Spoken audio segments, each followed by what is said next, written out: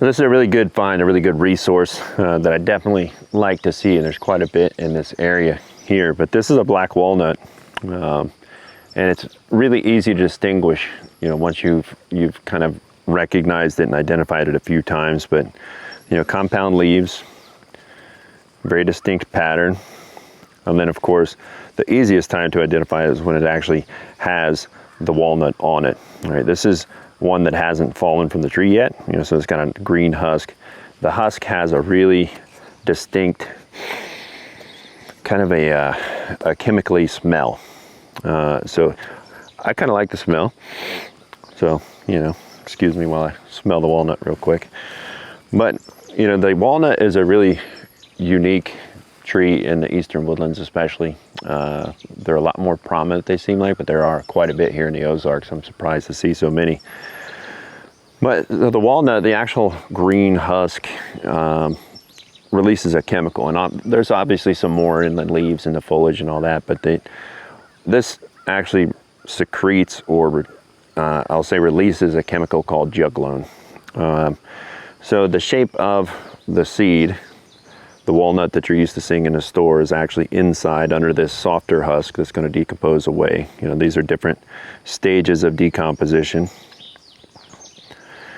And the further you get, and once that kind of goes away, you're going to have that actual walnut shell that you're used to seeing in a store. And then of course inside there is the actual nut meat that we eat.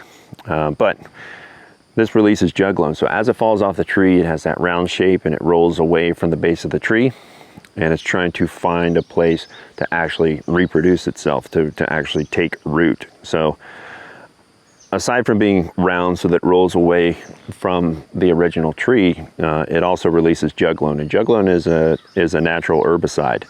So basically it's making the environment around it toxic for other plants so that it doesn't have to compete. So it's got a better chance of taking seed and reproducing that way. So that juglone is something that if you found a small pool that had maybe some smaller fish in there, or you were able to concentrate it, there are stories that the natives used to crush up this husk as well, and it was used as a fish poison, which is really cool. I tried it a few times and I found that I couldn't get it concentrated enough. But natives worked as a community, not just as an individual.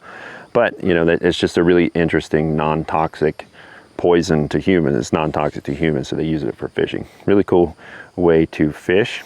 The other cool thing about it is, the walnut husk, as well as other parts, but it's really concentrated in the husk. Depending on the stage of decomposition it's at, it's one of the only land-based sources, natural land-based sources of naturally occurring iodine.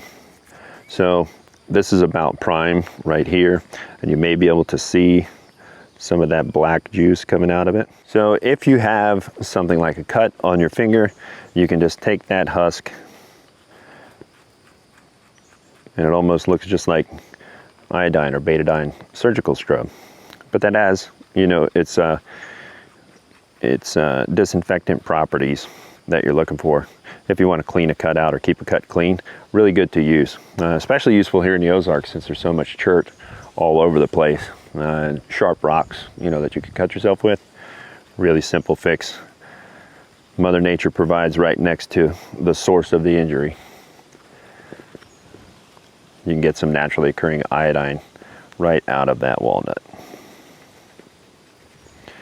Now the question I often get on that is, could you use that iodine to disinfect your water? Because we all know, well, I shouldn't say we all know, a lot of people know that you can use iodine tablets to disinfect your water, and that's a protocol that you use a certain amount of iodine at a certain concentration for a certain amount of water for a certain amount of time.